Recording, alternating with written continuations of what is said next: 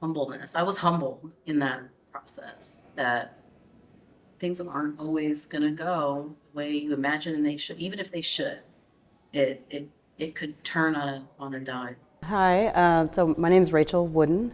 I'm a mom, so I've got an 8-month-old baby girl. I have a 5-year-old son, and I have a 20-year-old stepson that keep me very busy. Excitement. I mean, I was extremely happy. Extremely happy. Felt great. I couldn't wait to tell people. You know, a lot of people want to wait and give it some time. I couldn't. I couldn't hold the news in. So I immediately shared with my parents and close family, and everybody was just over the moon, happy. It's just really, I don't know, it's kind of hard to describe. I think I was a little oblivious, you know, it was just, oh, it'll be fine, you know, I was very carefree, I felt great, I was healthy, so I went into it very high spirits. Actually, throughout the pregnancy, it was pretty regular, right? Pretty normal, and it went well. So I think for me, just not knowing and what I didn't know at the time helped keep me from worrying.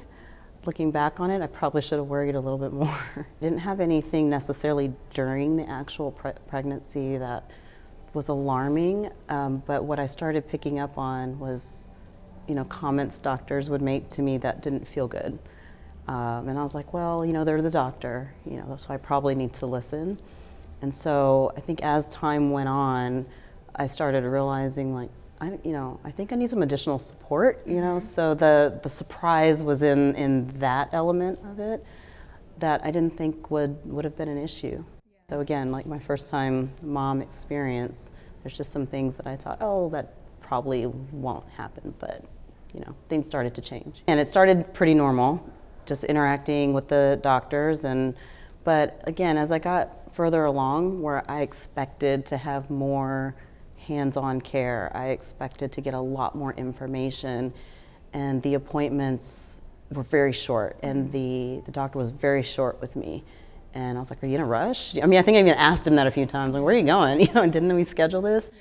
And so, you know, it just felt like I wasn't a priority, or my questions were not, maybe I shouldn't be asking these kinds of questions. Yeah, and I think, again, the larger I got, I was starting to get comments about weight, and like I was doing something wrong. I shouldn't be gaining this much weight. And I thought I was fine. But then hearing that from a healthcare provider, my doctor, felt like I should listen. Maybe I am doing something wrong.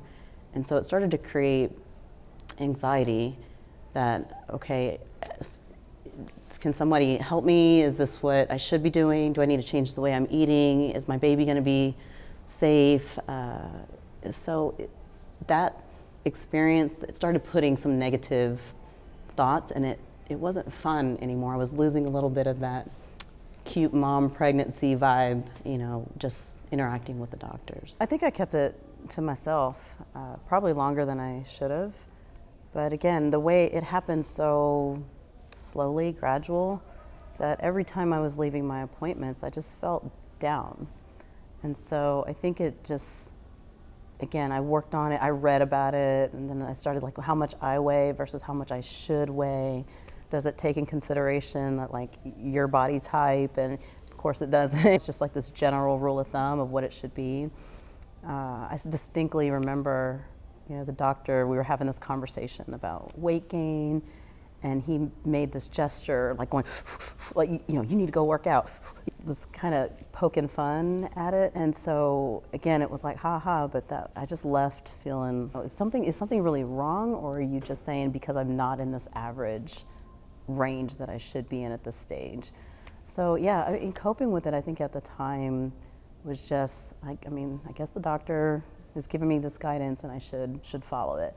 Outside of that, when I talked to other moms that got that feedback, they were just like, you know, screw that. You know what I mean? This is what it is, and everybody's going to gain. So that was helpful to hear, but didn't necessarily change that my doctor, and this is the person that's working closely with me all this time, felt different.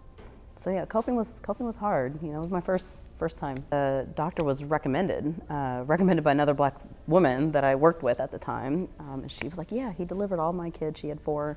I'm like, okay, so I went with it. I don't know what happened, but to me, it was not a positive experience for me. So I was like, maybe we're looking for different things. Like, he knows all my background, even though I'm not feeling that great. I was worried about switching. And that's all I had put into it at the time. I had this referral, and I'm like, well, if she used them, then surely I should probably stick with it and tough it out.